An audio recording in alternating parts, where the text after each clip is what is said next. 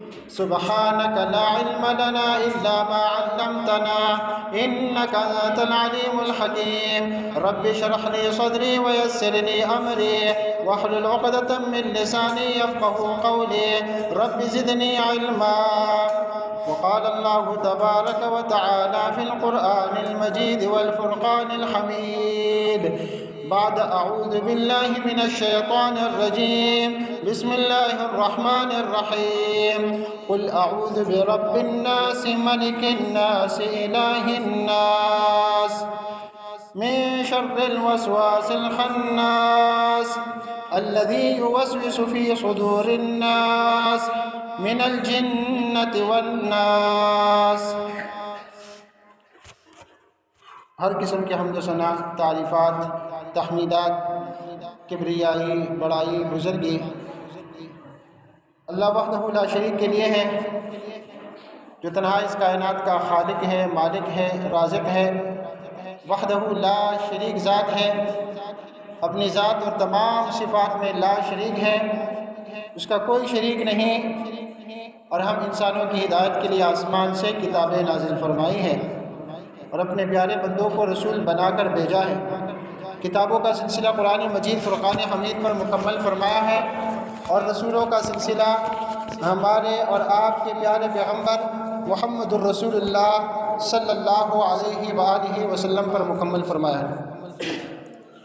مختصر حمد و صلوات کے بعد ذی وقار سامعین کرام، جیسا کہ آپ کے علم میں ہے، گزشتہ جمعہ ہم نے سورۃ الناس کی ابتدائی آیات کی تفسیر بیان کی تھی، تو آج کے خطبہ میں جو آیات رہ گئے ہیں ان کی تفسیر بیان کریں گے. نمبر 2، آپ کو یہ بھی معلوم ہے کہ شعبان کا مہینہ شروع ہو چکا ہے. آج شعبان کی 5 تاریخ ہے، تو اگر موقع ملے شعبان کے بارے میں بھی کچھ تفصیل بیان کریں گے. تو سب سے پہلے آتے ہیں آیات کی طرف سورۃ الناس کی. پیارے بھائیوں، ہم نے بیان کیا تھا کہ سورۃ الناس میں ہم اپنے رب، اپنے حقیقی بادشاہ، اپنے معبود برحق سے پناہ طلب کرتے ہیں. اور کس چیز سے پناہ طلب کرتے ہیں؟ خناس کے وسوسوں کے شر سے. خناس یعنی پس پردہ رہ کر وسوسہ ڈالنے والے ابلیس لعین کے وسوسوں کے شر سے. ابلیس لعین شیطان جو انتہائی خفیہ انداز میں وسوسے ڈالتا ہے اور چھپ جاتا ہے. ایسے خفیہ وسوسے ڈالتا ہے کہ انسان کو پتہ ہی نہیں چلتا. اور وجہ کیا ہے؟ وجہ میں نے بتایا تھا کہ یہ خناس لعین اپنے اس کام میں اتنا ماہر ہے کہ یہ بغیر آواز سے آپ سے بات کر سکتا ہے. اگر میں آپ سے بات کروں تو مجھے آواز کی ضرورت ہے، میں اپنے آواز کے ذریعے سے آپ سے بات کروں گا. آپ سے ہم کلام ہوں گا تو اپنی آواز کے ذریعے سے، یا پھر اشاروں سے آپ مجھے دیکھیں گے تو آپ میرے اشارے دیکھ کر سمجھ جائیں گے کہ میں کیا کہنا چاہ رہا ہوں. تو شیطان کو آپ دیکھ نہیں سکتے کہ آپ اس کے اشارے سے اس کی بات سمجھ جائے کہ وہ کیا کہنا چاہ رہا ہے، اور اس کی آواز بھی نہیں سن سکتے ہیں. لیکن پھر بھی وہ اپنے اس کام میں اتنا ماہر ہے کہ جب انسان کے پاس آ جائے تو برائی کی باتیں کرنے لگیں اور اس کی بات انسان کے دل و دماغ میں بغیر آواز کے داخل ہوتی ہے. اور بعض دفعہ تو انسان کو یہ بھی پتہ نہیں ہونے دیتا کہ یہ خیال، یہ سوچ، یہ بات شیطان کی طرف سے میرے ذہن میں آئی ہے یا میرے دل میں، اور پہل تو اس لعین کے وسوسے سے انسان کے دل و دماغ پر اثر ہوتا ہے، اور جب یہ ابلیس لعین دل و دماغ پر اثر انداز ہو جائے تو پھر سارے بدن پر اس کا اثر ہو جاتا ہے، اور یہ انسان سر تا پا گناہوں میں مبتلا ہو جاتا ہے۔ اس لیے عقل مندی یہ ہے کہ جیسے ہی برائی کے خیالات انسان کو آنے لگے تو انسان فوراً ہی اس کو رد کر لے، تعوذ پڑھ کر شیطان لعین کو دھتکارا جائے، یعنی اعوذ باللہ من الشیطان الرجیم پڑھ کے بائیں طرف تھوکا جائے، کیونکہ اگر شیطان کو دھتکارا نہ گیا تو یہ لعین گناہ کو، قبیح عمل کو، گندی بات، گندے عمل کو مزین کر کے انسان کے سامنے لاتا ہے، اور انسان اس میں واقع ہو جاتا ہے۔ یعنی گناہ کا کام آپ کو فائدہ مند نظر آنے لگ جائے گا، آپ اسے آسان، مزیدار محسوس کر لیں گے، اور وہ کام کر گزرو گے، پھر پشیمان ہوں گے کہ یہ میں نے کیا کیا۔ تو یہ شیطان کے وسوسوں کے نتائج ہوتے ہیں، اور شیطان نیکی کے کام کو، جو کہ حقیقتاً آسان اور انسان کے فائدے کا ہوتا ہے، نیکی کا کام، برائی کا کام تو مشکل بھی ہوتا ہے اور نقصان دہ بھی۔ کوئی بھی گناہ نقصان کے بغیر نہیں، نقصان سے خالی نہیں۔ کوئی شخص جھوٹ بولے تو جھوٹ بولنے کا بھی نقصان ہے، کوئی شخص نشہ کرے، سگریٹ پیے، نسوار رکھے، یا اس سے بڑے نشے کا عادی ہو جائے، گناہ کے کام بھی ہیں اور انسان کی صحت کے لیے بہت انتہائی مضر ہے۔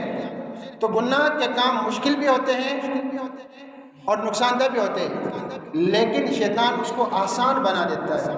یہ تو بہت ہی آسان کام ہے، یہ تو ہر کوئی کر سکتا ہے، اور اس کو اس کے فوائد بتاتا ہے کہ اس کے یہ فائدہ ہے، یہ فائدہ۔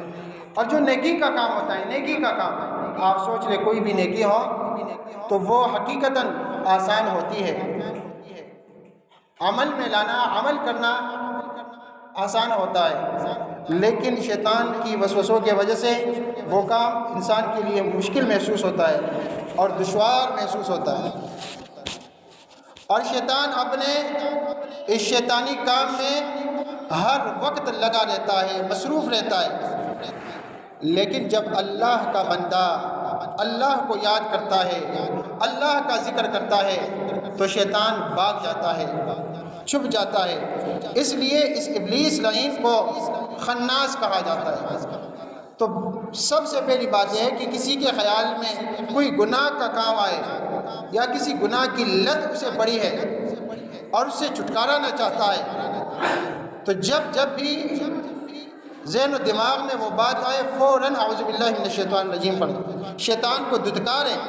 شیطان کو دھتکارے گا نہیں تو وہ وسوسے ڈالتا رہے گا، اور انسان پھر اس کی باتوں میں آ کر، اس کے وسوسوں میں آ کر وہ کام کر گزرتا ہے۔ اور شیطان انسان کو نظر نہیں آتا، آپ اسے ہتھیار سے مار نہیں سکتے، آپ اسے دھکا نہیں دے سکتے، اسے بھگا نہیں سکتے۔ تو جب تک اللہ کو نہ پکارے، جب تک آپ تعوذ نہ پڑھے، جب تک معوذتین نہ پڑھے، اللہ کی پناہ میں نہ آئے، تب تک شیطان کے وسوسوں سے چھٹکارا پانا ناممکن ہے۔ تو اللہ کی پناہ طلب کرنی چاہیے، اللہ کی پناہ میں آنا چاہیے، جو تمام انسانوں کا رب ہے، تمام انسانوں کا، تمام مخلوقات کا حقیقی بادشاہ ہے اور تنہا معبود برحق ہے۔ اس کی ذات و صفات میں کوئی شریک نہیں ہے، اور اللہ سبحانہ و تعالیٰ کی پناہ میں آنے کے لیے آپ کو کثرت سے معوذتین معوذتین یعنی قرآن مجید کی آخری 2 صورتیں پڑھنا چاہیے۔ آپ ان صورتوں کے ذریعے سے اللہ سبحانہ و تعالیٰ کی پناہ میں آ جاتے ہیں۔ کس چیز سے؟ ہر چیز کے شر سے، یعنی ہر وہ مخلوق جس میں شر ہو، جس میں ضرر ہو، نقصان ہو، اس کے شر و ضرر اور نقصان سے آپ بچ جاتے ہیں۔ اور اسی طرح خناس کے وسوسوں کے شر سے۔ یہ خناس کیا کرتا ہے؟ یہ ابلیس لعین یہ دلوں میں، ذہنوں میں وسوسے ڈالتا ہے۔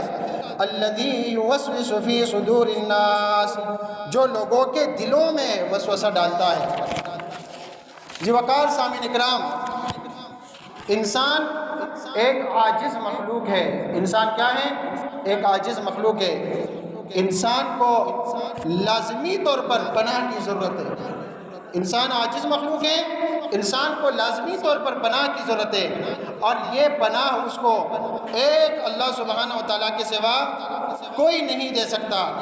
اللہ سبحانہ و تعالیٰ ہی تمام انسانوں، تمام مخلوقات کا رب ہے، وہی لوگوں کا حقیقی بادشاہ ہے، وہی معبود برحق ہے۔ پھر اس کے سوا کون ہے جو شر اور فتنہ کے مقابلہ میں لوگوں کا سہارا بنے؟ پیارے بھائیوں، سب سے زیادہ خطرناک فتنہ، سب سے زیادہ خطرناک فتنہ جس سے انسان کو اللہ سبحانہ و تعالیٰ کی پناہ مانگنی چاہیے، وہ شیطان ہے، ابلیس لعین ہے۔ شیطان خناس سب سے زیادہ خطرناک اس لیے ہے کہ وہ ہمیشہ اپنی اصلی حیثیت کو چھپاتا ہے اور پرفریب تدبیروں سے انسان کو بہکاتا ہے۔ اس لیے شیطان کے فتنوں سے وہی شخص بچ سکتا ہے، شیطان کے فتنوں سے وہی شخص بچ سکتا ہے جس کو اللہ سبحانہ و تعالیٰ نے وہ سمجھ دی ہو جس کے ذریعہ وہ حق اور ناحق میں تمیز کر سکے، جس کو اللہ سبحانہ و تعالیٰ نے وہ سمجھ دی ہو جس کے ذریعے سے وہ حق اور ناحق میں تمیز کر سکے، وہ سمجھ سکے کہ کون سی بات حقیقی ہے اور کون سی بات وہ ہے جو حقیقی بات نہیں ہے۔ تو جو بندہ اس قدر سنجیدہ ہو اور اللہ سبحانہ و تعالیٰ سے مدد طلب کرتا ہو تو اللہ سبحانہ و تعالیٰ اسے شیطان کے وسوسوں کے شر سے، فتنوں سے، نقصانات سے ضرور بچاتا ہے، اور اللہ کی مدد شامل حال نہ ہو تو کوئی بھی ان وسوسوں کی ہلاکت سے نہیں بچ سکتا۔ اور ذی وقار سامعین اکرام، یہ وسوسہ اندازی کرنے والے صرف معروف شیاطین ہی نہیں ہیں، بلکہ انسانوں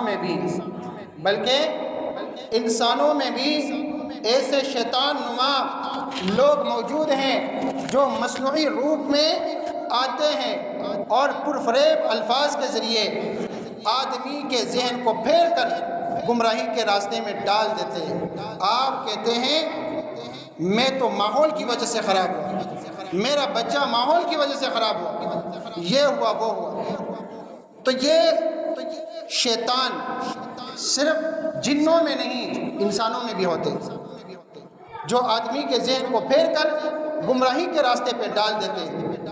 اور یہ میں اپنی طرف سے نہیں کہتا کہ انسانوں میں بھی بعض انسان نہیں شیطان ہوتے ہیں، یہ اللہ کا قرآن کہتا ہے من الجنت والناس، کہ ایسے ابلیس وسوسہ اندازی کرنے والے جنوں میں سے بھی ہیں اور انسانوں میں سے بھی ہے۔ یہ سورۃ الناس کی آخری آیت ہے، من الجنت والناس، جنوں میں سے اور انسانوں میں سے۔ ایسے شیاطین جنوں میں سے بھی ہوتے ہیں اور انسانوں میں سے بھی ہوتے ہیں۔ پیارے بھائیوں، مسند احمد میں حدیث ہے، حدیث نمبر 21546 ہے۔ سیدنا ابو ذر رضی اللہ عنہ کہتے ہیں کہ میں رسول اللہ صلی اللہ علیہ وسلم کے پاس آیا، آپ صلی اللہ علیہ وسلم اس وقت مسجد میں تھے، میں بیٹھ گیا، آپ نے فرمایا اے ابو ذر کیا تم نے نماز نہیں پڑھی؟ تو میں نے کہا کہ نہیں یا رسول اللہ صلی اللہ علیہ وسلم، آپ نے فرمایا اٹھو اور نماز پڑھو۔ وہ کہتے ہیں میں اٹھا، نماز پڑھی اور پھر آ کر نبی کریم صلی اللہ علیہ وسلم کے پاس بیٹھ گیا۔ آپ نے فرمایا اے ابو ذر، جن اور انس کے شیطانوں کے شر سے اللہ کی پناہ مانگو۔ میں نے کہا اے اللہ کے رسول صلی اللہ علیہ وسلم، کیا انسانوں میں بھی شیطان ہوتے ہیں؟ آپ نے فرمایا ہاں، انسانوں میں بھی شیطان ہوتے ہیں، انسانوں میں بھی شیطان ہوتے ہیں جو آپ کو غلط راستے پر ڈال کر، آپ کو جنت کے راستے سے ہٹا کر جہنم کے راستے پہ ڈال دیتے ہیں۔ انسان جب آتا ہے تو اس کا نام اعمال سے بالکل صاف ہوتا ہے، وہ پھر ماحول سے متاثر، اگر نیک ماحول میں چلا جائے تو نیک بن جاتا ہے، لیکن اگر یہی انسان اس کو ماحول ملے، برا ماحول ملے تو یہ برا بن جاتا ہے۔ رسول اللہ صلی اللہ علیہ وسلم نے فرمایا ابو ذر رضی اللہ عنہ سے کہ ہاں، انسانوں میں بھی شیطان ہوتے ہیں۔ اور پیارے بھائیوں، حسن بصری، اس حدیثوں کا مطلب یہ ہے کہ ہم نے صرف شیطان کے شر سے اور شیطان کے وسوسوں سے پناہ نہیں مانگی ہے، بلکہ ہم نے اپنے آپ کو انسان نما شیطانوں سے بھی بچانا ہے، اور اپنی اولاد کو ایسے ماحول سے بچانا ہے کہ جس ماحول سے وہ برائی کی طرف جانے لگے۔ حسن بصری رحمۃ اللہ علیہ کا قول ہے کہ شیطان، ابلیس تو انسان کے دل میں وسوسہ ڈالتا ہے، یعنی چھپ کر وسوسہ ڈالتا ہے اور اللہ کے ذکر سے بھاگ جاتا ہے۔ اگر آپ کو خیال آیا کہ یہ خیال، یہ بات، یہ وسوسہ شیطان کی طرف سے، آپ نے اعوذ باللہ من الشیطان الرجیم پڑھا اور بائیں طرف آپ نے تھوکا، وہ شیطان بھاگ جاتا ہے، آپ کو نظر نہیں آتا۔ مگر انسانوں کا شیطان تو سامنے آتا ہے، آپ اسے دیکھ اور سن سکتے ہیں۔ وہ اگر شیطانی پر اتر آئے تو اس کے الفاظ زیادہ خطرناک ہوتے ہیں، اور وہ پریکٹیکلی گناہ کو آپ کے سامنے پیش کر سکتا ہے۔ شیطان تو صرف وسوسہ ڈالتا ہے، خیال ڈالتا ہے، آپ کو مائل کرنے کی کوشش کرتا ہے، لیکن انسان نما جو شیطان ہوتے ہیں وہ اپنے عمل کے ذریعے سے آپ کے سامنے وہ گناہ کا کام پیش کر سکتے ہیں کہ یہ گناہ کا کام اس طرح ہوتا ہے۔ اگر انسان اس کی باتوں میں آ جائے تو یہ زیادہ خطرناک بات ہے۔ اس لیے انسان کو جنات کے شیطانوں سے بھی بچنا ہے، اور اپنے معاشرے کے انسان نما شیطانوں سے بھی اپنے آپ کو اور اپنے بچوں کو، اہل و عیال کو بچانا لازمی اور ضروری ہے۔ وقار سامعین اکرام، شیطان جنات میں سے بھی ہوتے ہیں اور انسانوں میں سے بھی ہوتے ہیں، اور دونوں قسم کے شیطانوں کے شر سے، فتنہ سے اللہ سبحانہ و تعالیٰ کی پناہ طلب کرنی چاہیے، اور فتنوں سے اللہ کی پناہ مانگنا یہ دو طرفہ عمل ہے۔ یعنی ایک طرف اللہ تعالیٰ کی عنایت کو اپنے ساتھ شامل کرنا ہے، اور دوسری طرف اس کا مقصد یہ ہے کہ فتنوں کے مقابلے میں اپنے شعور کو بیدار کیا جائے، تاکہ آدمی اللہ سبحانہ و تعالیٰ کی مدد سے زیادہ باہوش طور پر اس کا مقابلہ کرنے کے قابل ہو سکے، اللہ کی مدد سے وسوسوں کو، شیطانی وسوسوں کو ختم کر سکے۔ اللہ سبحانہ و تعالیٰ ہم سب کو اس پر عمل کرنے کی توفیق عطا فرمائے، اور ہمیں قرآن مجید پر عمل کرنے کی توفیق عطا فرمائے۔ اس قرآن مجید کو، اس عظیم الشان معجزہ کو ہمارے لیے رہنما بنائے، روشنی، ہدایت اور رحمت بنائے۔ اللہ سبحانہ و تعالی ہم سب سے راضی ہو جائے اور ہم سب کو شیاطین انس اور جن کے شر سے اور فتنوں سے بچائے۔ آمین ثم آمین، وآخر دعوانا الحمدللہ رب العالمین۔